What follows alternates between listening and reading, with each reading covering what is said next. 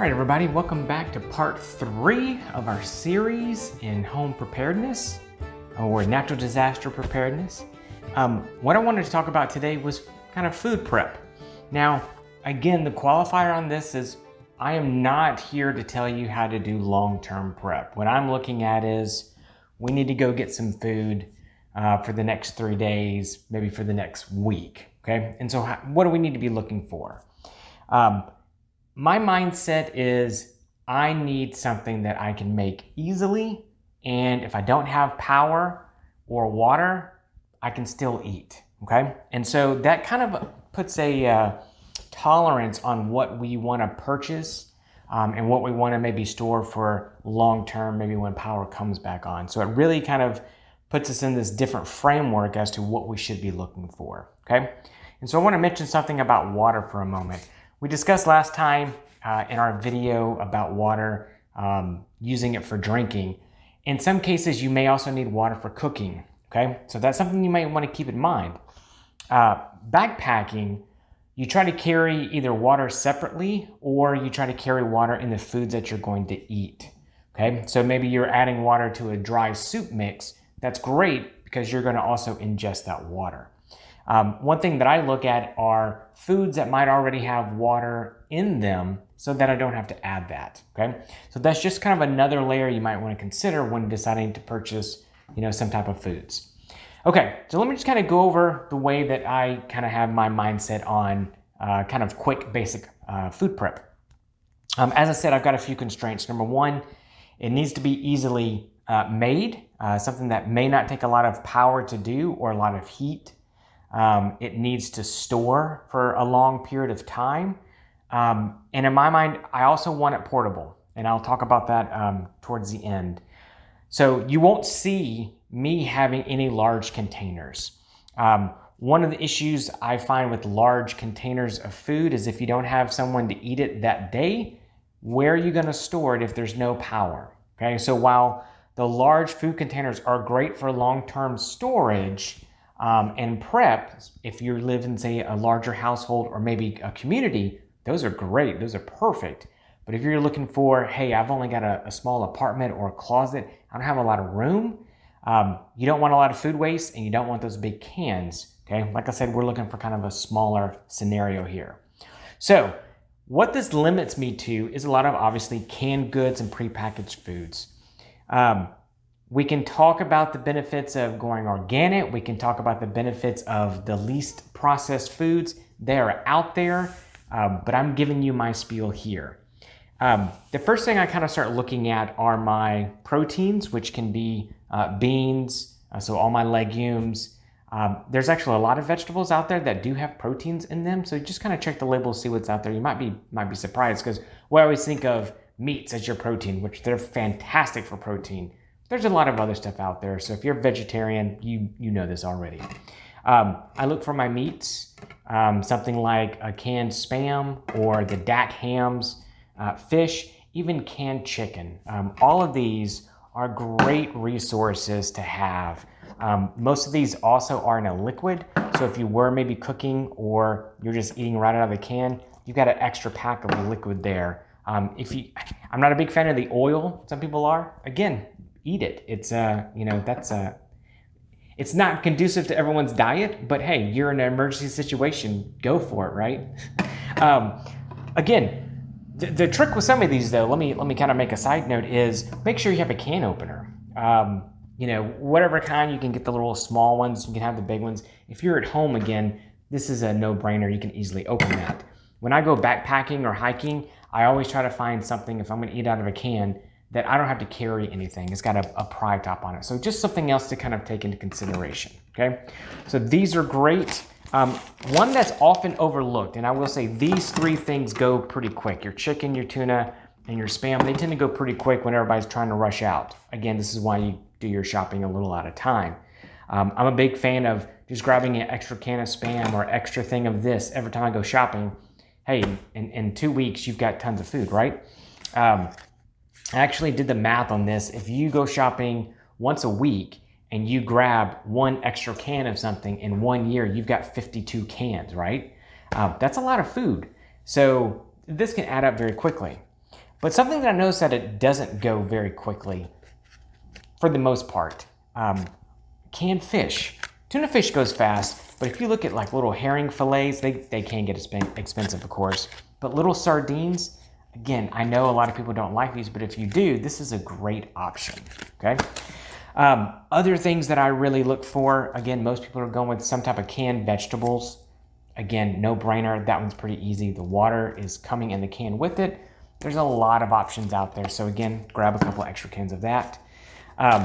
Dry goods. Now, I just went in a whole spiel about, hey, grab stuff with water in it. Well, sometimes you want something different, right? So I'm a big fan of these packaged Knorrs. There's actually quite a few new stuff coming out, which is pretty cool. But I like to take these like hiking and stuff as well. They do require water or sometimes milk. Do you have to have milk? No. You can use water. It's not going to be as creamy and, you know, got that flavor, but you know what? It'll do. And there's so much flavor packets in these things that you probably won't even tell the difference. Macaroni and cheese, that type of thing. Ramen noodles. I know everyone buys these, they're cheap. I kind of up my game. I buy the little bit more expensive one, which is still like $1, because they have some really good flavors. So these are always a good go-to. Now, even though I have to add water to these, I don't necessarily have to heat it up. Now, some of these that have the cream sauce, yeah, you kind of have to have that heat for that reaction to occur. But I can make ramen noodles and just throw water in there and let it soak. And then maybe go throw my bowl out in the sun for a little bit of heat. That's it. These guys are really easy to make. You just have to be patient on those, okay? I keep bringing up backpacking. I do want to mention, you can go buy a lot of pre-made scrambled eggs and all those things through, you know, Mountain House and all those things. And if you like those things, that's fine. Go for it, okay? They can get expensive. These are much cheaper. Lots of good energy in there, lots of carbs to keep you going throughout the day, right? So again, there's lots of options here, but we're thinking long-term. Those Mountain House backpacking, those are much more long-term. You know, I don't really know what the lifespan on these are, even though they have dates. These guys are actually so well packaged. I suspect as long as nothing eats through these guys are going to store for quite some time. I've had quite a few of these that have been sitting around for more than a year, and I've eaten and they've tasted fine. So just keep them protected from insects and such, okay? As I said, beans, this one right here, okay? You know, Chef Boyardee, Campbell's, all of those things are really great. I always say, get some comfort food. My kids love these. I love these. I'm a big fan of the raviolis more so than SpaghettiOs. But in all of this whole thing, get some comfort food, stuff that stores that you like to eat. And that's kind of the key thing here is don't buy stuff you would not normally eat. If you don't like Spam, don't buy Spam.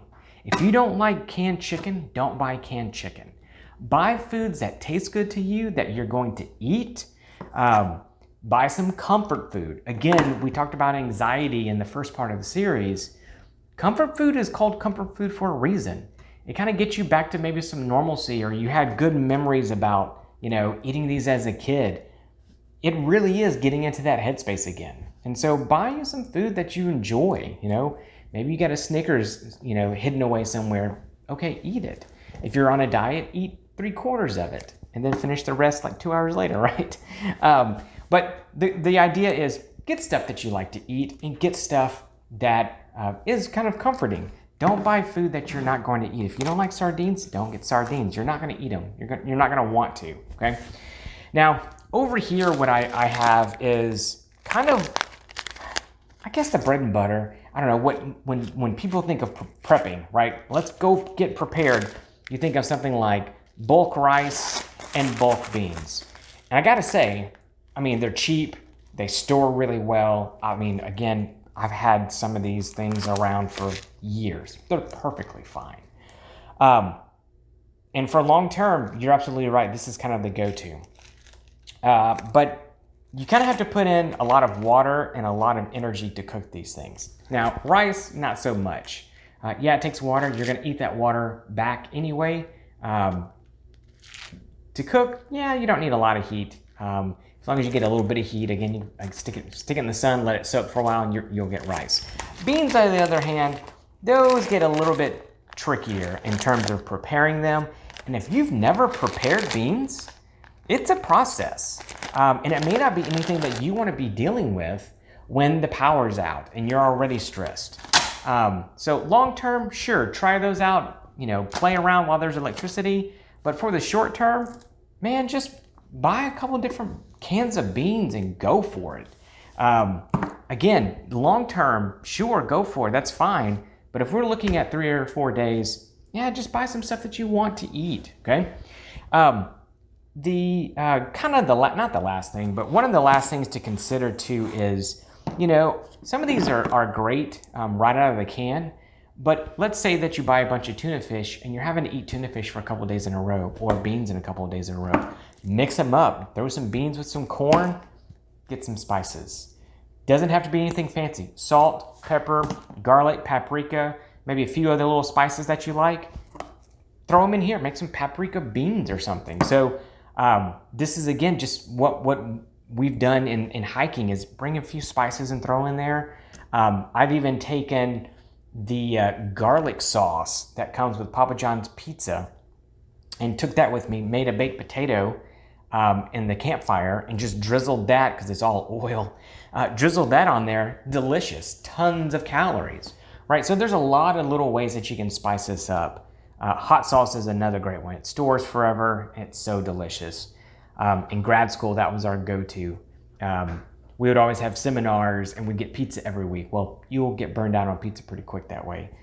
So we would just start adding like hot sauces and garlics and all these different things to kind of change it up. Worked out great. Okay, the last thing I want to mention here, and this goes for water as well, and that is portability, okay? Again, I like to use smaller cans, which the problem with smaller cans, as we said with water, is when you get a lot of them, it takes up a lot more space rather than just have a bigger can. You get more bang for your buck with bigger cans. It's 100% correct, okay? However, with cans, I kind of want that portability. Here's why.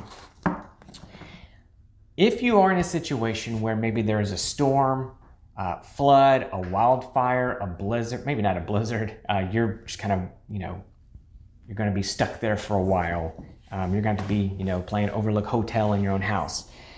You may need to leave. You might have to get out of there in a hurry. And you probably should take some of these things with you. So let me just refer back here. On our last seminar, we talked about some of these water containers. I'm a big fan of the big ones or the gallon ones that we talked about, because if you need to leave, you just grab this thing and throw it in your vehicle. You go. You're gone. And you have 5 gallons of water or 3, however many stuck in this thing. You grab it and you go. Quick. The same thing with food. Where you may have to evacuate to, they may not have power either. They may not have all that much food. So what I opt for is just a little 5-gallon bucket, something like this, okay? You can pick up all kinds of these nice little buckets. They're 5 gallons, and put your food in there. Put all these little items in there and call it good. So now with the smaller cans, I can stack these in a pretty good configuration. I can throw my ramen in there. I can throw my little packages of food in there and fill all the nooks and crannies. I can then pick this up and I can carry it. Now, I also like to use the bigger buckets, but when those are full, I'm not moving those by myself. If I'm an elderly person, I'm not moving a whole plastic container full of canned goods. Forget about it. Take some of these little smaller ones. You can grab 1, grab 2, and you've got plenty of food in here. I've successfully packed away for 1 person in one of these containers. I'm trying to think of how much food I've placed in here. I think I've got pretty close to a full week, if I don't overdo it, of food in here. In just 1 little container, right? So think about portability when you're purchasing some of these foods. Think about what it takes to prep that food, okay? So those are my considerations for food. Again, as I mentioned at the beginning, We're not looking long term. This is not an end all be all. This is just getting you in the mindset of what you need to be thinking about in terms of, hey, there's a storm coming, there's a power outage coming. I might need to think ahead a little bit. So keep it rolling through your brain. Grab 1 or 2 items every time you go grocery shopping. You'll have all of this in no time. And the nice thing is, a lot of these things are super, super cheap. I mean, think about this. I mean, 55 cents a can to make you feel more prepared. I say make you feel, you will be more prepared, right? So go out, check that out. There's a few of these items and a few other ones that I will post down in the links below if you're interested in some of these things. Some more drier soups, dehydrated type foods, if you're looking to maybe take things to the next level on this, whereas most of this you can just get from the grocery store. All right, guys, tune in our next part of the series where I believe I'm going to talk about power and electronics. All right, thanks, guys.